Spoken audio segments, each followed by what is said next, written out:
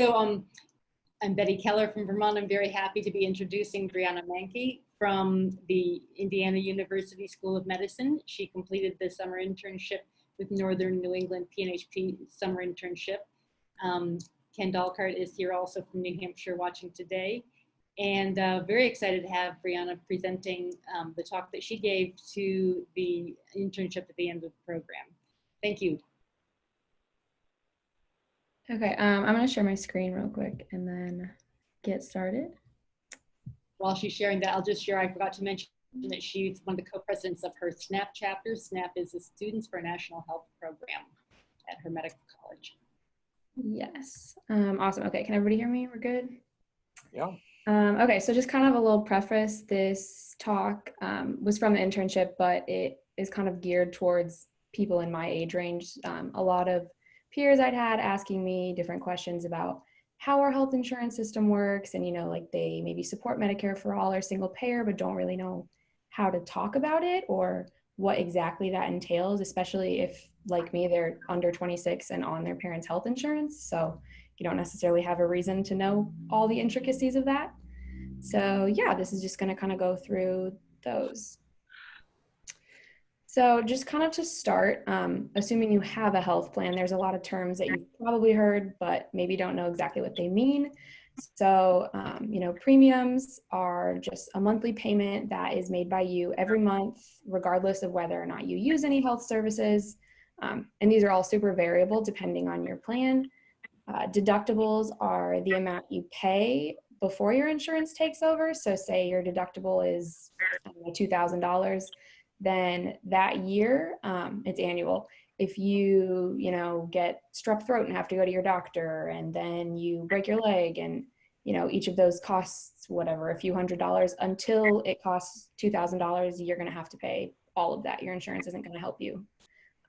Plus, you're going to already be paying your monthly premiums.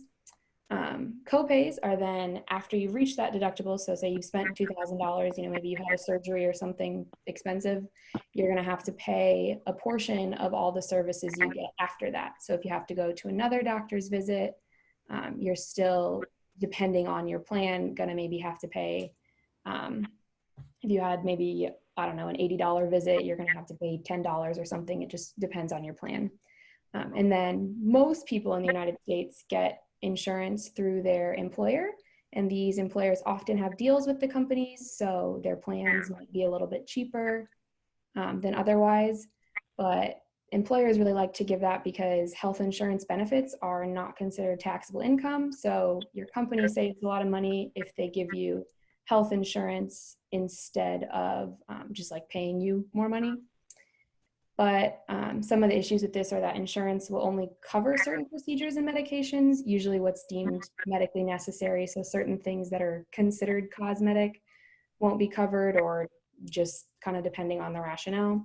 And then a lot of insurance companies have something called a network, which basically just is facilities and providers that they have deals with. So they will only pay for services that are considered in network.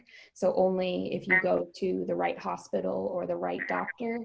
And sometimes that's super confusing because sometimes maybe a hospital's covered, but the doctor isn't. So people have probably heard those horror stories of somebody, got in a car accident, was put in an ambulance and taken to a hospital and had to have surgery. And maybe the hospital was in their network, and maybe even the surgeon or the doctor, but say the anesthesiologist wasn't. So you're going to have to pay a whole lot of money there. And then that graphic on the left side just kind of shows how it's often explained that different employers or companies usually have multiple options for your plan. And a lot of times if you can't afford to pay a lot every month, so you pay a low premium, you probably have a higher deductible. So if you have some, major event, you have a baby or get in a car accident, your deductible might be way higher if you're not paying a lot every month. But then if you do pay a higher amount each month, usually the deductibles are a bit lower. So if you're paying more every month, you only have to reach a lower amount before your insurance will kick in and help you out. So there's a few different places in the US that people get insurance, which can be super confusing because unlike most countries, we have all these options. So Medicaid and Medicare are both public systems. And then, like I said, a lot of people get it through their employer. There's also an exchange through the Affordable Care Act that helps, it's supposed to help make the plans a bit cheaper for you to buy if you don't get insurance through your employer or Medicare and Medicaid. And you can also purchase plans directly from private companies, which is usually a bit more expensive. And so Medicaid is state administered. It gets state and federal funding, and it is generally for low-income individuals and people with disabilities. But how low income kind of depends on the state and whether or not they've chosen to expand their Medicaid. So certain states, you know, you can have to make more money or less money to qualify. It just depends on where you live. And then the child health insurance plan is under the Medicaid umbrella. So that is intended to make sure that children can have insurance regardless of their parents' situation. So if their parents make too much money to be on Medicaid, but they still don't have insurance through their employer, or you know, aren't employed or just can't afford private insurance, the kids are eligible for CHIP. And then we have Medicare, which is probably what more people have heard about, especially with all the rhetoric around Medicare for all, which I'm going to get to in a sec. And that's for people over 65. There are 4 parts, which can get super confusing. Part A is for hospitalizations or just like major medical events that put you in the hospital. Part B is outpatient services. And then Part C is kind of totally separate. It's Medicare Advantage plans, which you might have heard of. And that is basically alternative coverage to Parts A and B, but you're just buying insurance through the private market, essentially. So you're not really under traditional Medicare. It's like a whole separate plan. And they often have additional benefits. You know, sometimes they offer incentives like a free gym membership that will help entice people to buy those plans. And usually the way that they work with these additional benefits, or sometimes they might have, you know, lower costs, are by kind of cherry picking and incentivizing the healthier people to choose those plans, because of course, you know, insurance companies don't want sick people in their group of people, because that means they have to pay more money. And then Part D is drugs. And then if you have traditional Medicare, so not Part C, if you just have general Medicare through Parts A and B, you can also purchase a supplement to, you know, kind of expand coverage to different things, but those are super complex, and there's a ton of options that when you turn 65, they send you this huge booklet and you get to try and sift through it and figure it out. But then we had the Affordable Care Act, which did a whole lot of things, but these are some of the highlights.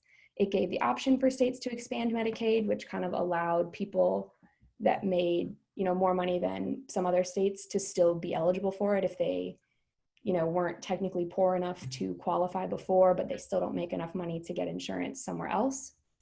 It also capped annual out-of-pocket payments. So in theory, that would cap the amount you can spend each year when you're combining your deductibles and your copays. It also mandated certain benefits, so just certain procedures or things that each insurance plan has to cover. A lot of people my age are really familiar with the fact that it lets you stay on your parents' insurance until age 26. It also created a protection for pre-existing conditions, so you're no longer allowed to just drop people for those or to charge people a lot more for having a pre-existing condition.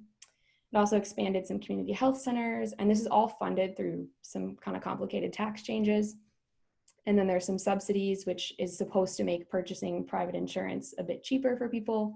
And then it promoted accountable care organizations, which is supposed to control costs, but doesn't always work out that way, but that's a whole separate talk. And so the issue with this system is that it leaves a lot of people behind. You know, we probably are all well aware that there's a lot of Americans who do not have insurance. And this graph is specifically from May of this year. So in the midst of the COVID pandemic, where millions of Americans have lost their insurance. And you can see that especially in some of the southern states, they're darker red. That's, you know, 1 in 5 people, you know, don't have any insurance, under 65, of course, because over 65 people all have Medicare. But even in the states that aren't as bad, there's most of them still, it's more than 10% of people that are uninsured. And this doesn't even include people that just are insured but don't have adequate coverage or have, you know, super high deductibles that they can't afford to pay. And this is just another headline showing about, you know, how our pandemic in the United States, the pandemic was kind of exacerbated by the fact that our health system is so fragmented and, you know, insecure for a lot of Americans. I believe right now it's about 5.5 million have lost their health insurance just this year, which, you know, an added problem when there's an illness that's spreading and people might need care for that, whereas this is not something people had to worry about in, you know, other industrialized countries in the world. So problems, again, kind of as I just said, the copays and deductibles are incredibly high right now for a lot of plans. Our current system wastes money on overhead expenses, which I'll talk about in a little bit. It also, many plans have networks where they only cover certain doctors and certain facilities, so you can't always see who you want to. We have a lower life expectancy than comparable countries. The system is also rampant with racial inequity, and the separate plans for vision and dental mean that, you know, even if people can afford their health insurance and have it, they might not be able to get vision or dental coverage, which are also super important to your healthcare. So single payer functions as a potential solution to this. Basically, it means that everyone gets health insurance. The system is a lot simpler. Because everyone has that insurance, all the physicians would take it, so you can choose to go to any doctor that you want to or any hospital that you decide you want to. It would get rid of all those copays and deductibles and complicated finance issues, and it would provide comprehensive coverage. The proposals include dental and vision care, along with just more care than many plans currently have. And it would be publicly financed through your taxes, which for most Americans saves you money. The vast majority of people, you know, you would only have to pay your taxes on this, and then you would never have to worry about how much a procedure was going to cost or how much a doctor's visit would cost you. And so just to kind of explain some of those points, how Medicare wastes less money on bureaucracy, this graph shows the insurance overhead costs from 2016 for some of the biggest insurance companies in the US. You can see, you know, Aetna, Anthem, United, and Humana all spend between 15 and 20% of their money on overhead, whereas Medicare Parts A and B, it's only 2%. And so if everyone was just on that Medicare system, we would be saving billions of dollars just in the overhead costs. Medicare patients also live longer. So this study was comparing 17 high-income countries. They're listed in the bottom corner, and in the life expectancy. And so there's a ranking you can see on the left side that's, you know, 1 through 17, and the US is in dead last for most of it, all the way until 65. When, you know, Medicare kicks in and everyone has insurance, we really quickly climb to the top of the list, or close to the top of the list. So once everyone starts to have insurance, it's pretty clear that when we compare our, you know, life expectancies to other countries, the disparity goes away once we all have insurance. And there are also a lot of inequalities within the insurance system based on race. So racial minorities in the United States are way less likely to have insurance than white Americans. So, I mean, 8% of white Americans are uninsured, but that goes up to 11% for Black Americans, and then 19% for Hispanic and Latinx Americans, and all the way up to 22% for Native Americans, which is, you know, huge. And this data is from before COVID, so it's even worse now. I just hadn't found a study that had done it comprehensively since the pandemic. There's also a huge gap in life expectancy for different races in the United States. And of course, just due to insurance, but, you know, white Americans have a life expectancy of 79 years, which goes down to 76 years for Black Americans, and is, you know, kind of in between for Native Americans and some other racial groups. And, you know, that 3 years is pretty significant, especially when it's just on average, and you think of how many people are in the United States, how many years of life are lost in this disparity. And so Medicare proposes a partial solution to reducing racial inequality. I definitely do not want to misspeak and say that it could solve racism in medicine, because it certainly cannot, and that's a much broader issue. However, we know there's a lot of economic inequality, and because there's so much insurance inequality, it just exacerbates the already existing racism in healthcare. So some examples of this are with heart disease. When we control for insurance, the excess Black mortality decreases all the way down from 31% to 3%, which is, still a huge problem that there is, any excess mortality at all, but 3% is certainly a lot less than 31%. And then on dialysis, which if you're in end-stage renal failure, Medicare kicks in and covers your dialysis for anyone, even if you're not 65. And Black patients on average survive longer than white patients on dialysis.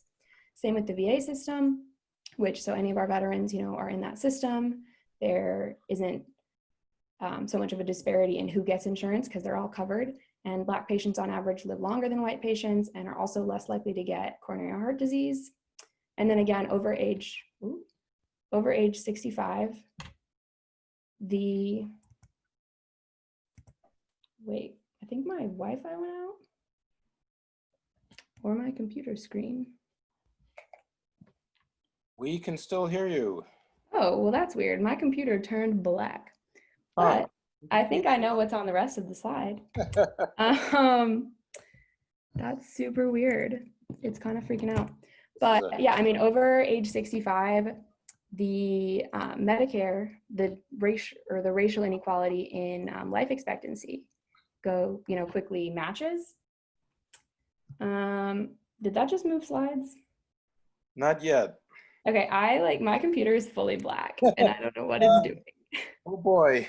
The next slide is 3 boxes next to one Yeah. another. Can you see it?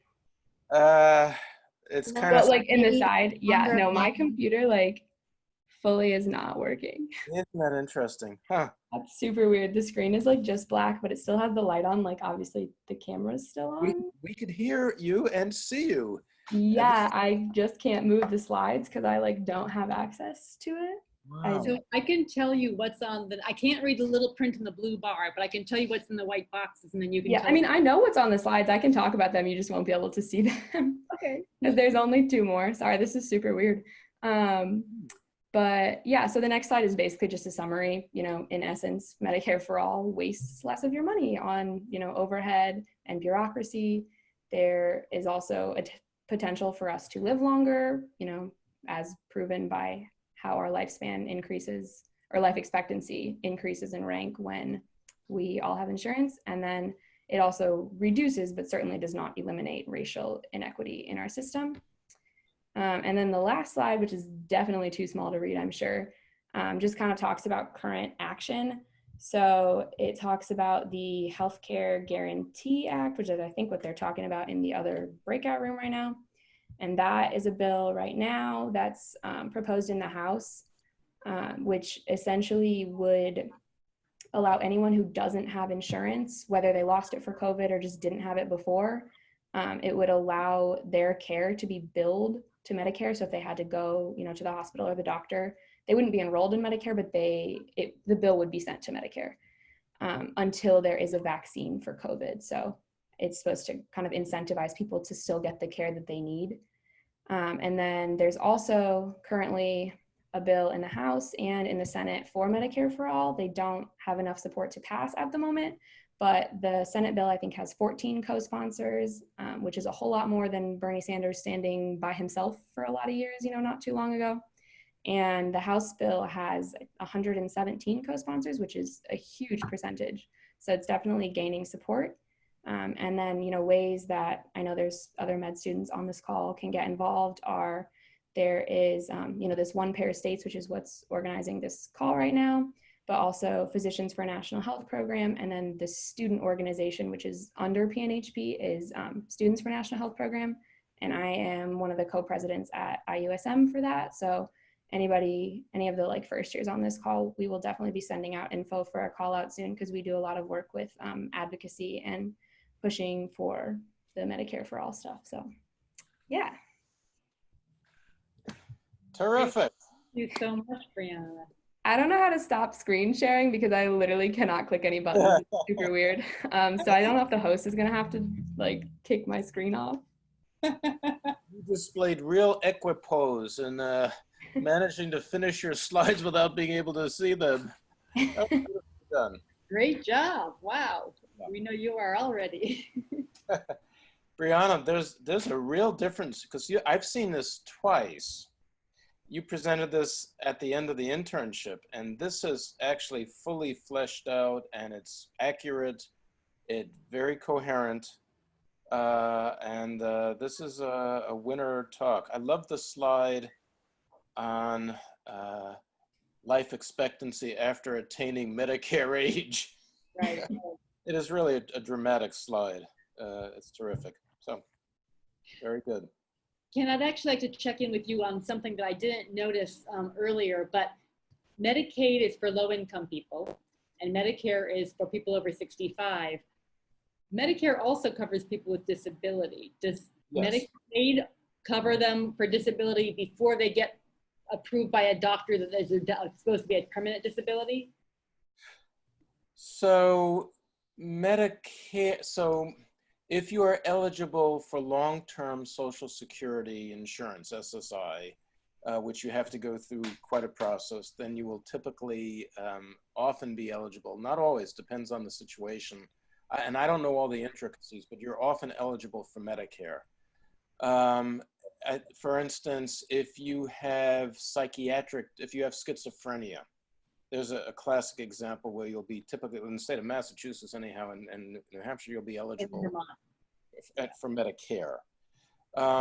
The weird thing is Medicaid will, so a lot of people on Medicare also are dual eligible. I mean, your question's a complicated question because people have dual eligibility. So Medicaid will often kick in for long-term care in a nursing facility if you happen to be eligible if you're for it. So you have to run through your finances, then you could enter onto Medicaid for long-term care, for instance. Okay, so I just wanted to clarify that because I was noticing that in Brianna's slides, the Medicare doesn't say "and" for disability. So I just wanted to make sure that. Yeah. So with Medicaid, the main time is for disability is when you are at the end, when you're in a nursing home, basically. Mm-hmm. Then you run through your finances and then you end up being on Medicaid because you're too poor. And Medicare doesn't cover a nursing home for more than something like 60 or 90 days or something. Right. So, okay.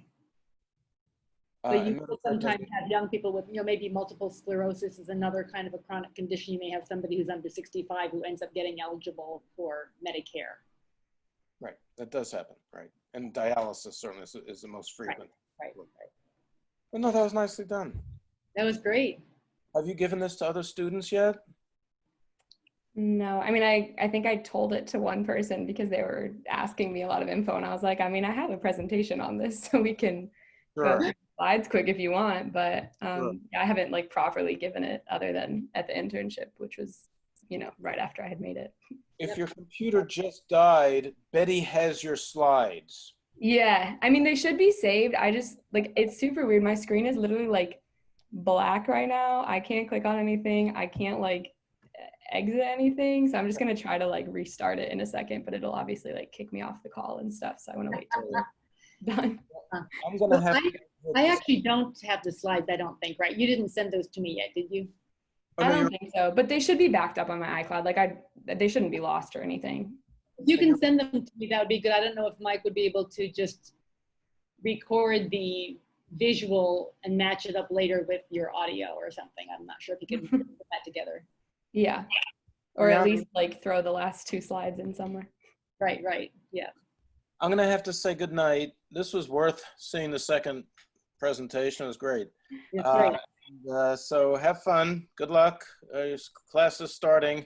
So carry on. Go study right about now. Good night. Okay.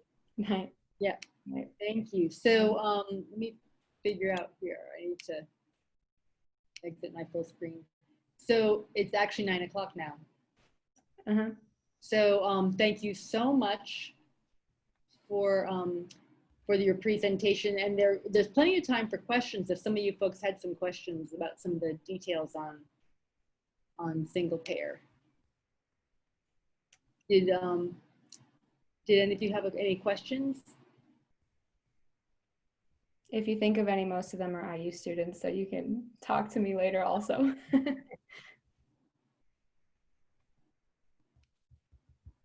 see here. I think we maybe have stage fright and don't want to ask in public. That's fine. So it's interesting that you had several first years who were able to come in. So is that because you sent out an email blast to all first years? Or did you have, I mean, in COVID, you probably didn't have a table. You probably didn't have a tabling event like usually they do in August. Yeah, no, one of the first years is my old roommate, Maya, and so I had told her about it and she sent it, I think, to a group me for their class. Okay, great, great. But is that everything? I literally can't see anything, so I'm just gonna need to shut my computer down. What I'm wondering is whether Mike is here and if he can end the, let me see, I'm actually a co-host, so maybe I can figure out how to stop stop participant sharing. There we go. Ta-da! Perfect. Okay, great. And Mike is here. Okay. Stefan? Yes, I'm here. Yep. So I just wanted to check in with you and see if there were any questions that you had either on the talk that she just gave or about any networking type questions that you might want to connect with people on this call today. Oh, sure. So, Brianna, I don't know if you can hear me. You probably can't see me. Yeah, I can hear you. I can't see anything. It's super weird. Yeah, so thank you for sticking with us despite your computer screen being black. So I can just describe. So this is Stefan speaking, Stefan Ramdor from Connecticut. And yeah, this was an amazing presentation. There was a grassroots group, Medicare for All Connecticut, like we put on these community conversation events where, for example, at a community health center or like at a senior center, we put on a talk about Medicare for All. And yeah, I thought this was really great. Like, for example, the slide which was kind of stuck at the end, the one showing the excess mortality, like the excess black mortality for heart disease. That's such a fascinating statistic. Just as you said, of course, it's sad that there's like even any 3%, but that controlled for insurance, it goes down from 31% to 3%. That's, I think, a really compelling fact. So yeah, I was just going to ask, where, for example, did you locate that information? Or I don't know if I might have missed it in the beginning, what kind of motivated you yourself to kind of like be engaged on the topic of single payer?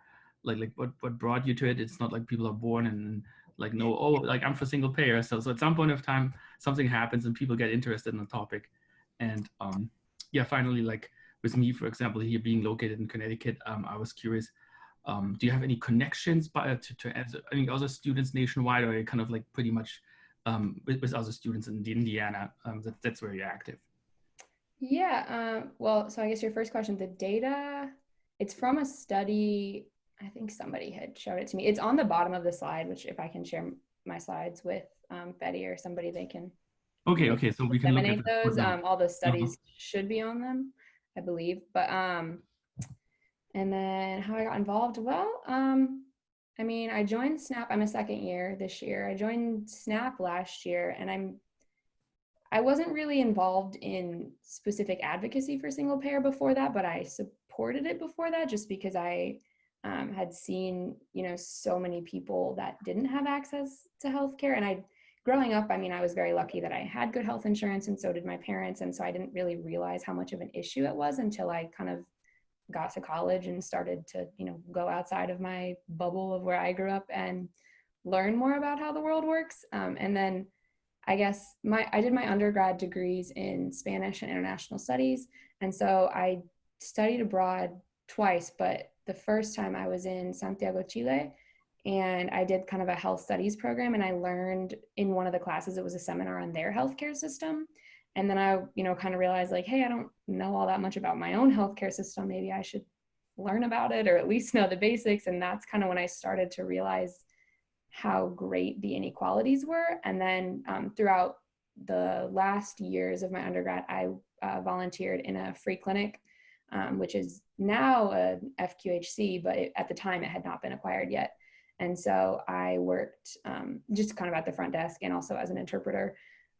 But just realizing how many people would come in and the issues that they would have, and even in the facility that I worked in, which, you know, tried to be as low barrier as possible. I mean, we helped anybody regardless of their immigration status or as long as they were below a certain income level, but just the issues that people had from a lack of care. And even the people that I would see coming in who, you know, some of them had what I would think would be, you know, stable or good jobs, and just realizing that they still couldn't afford health insurance and how wrong that was. And I didn't feel like I could work in a system like, or at least not supportively work in a system that does that to people in this country. I didn't feel like I could go into healthcare without advocating for an improvement.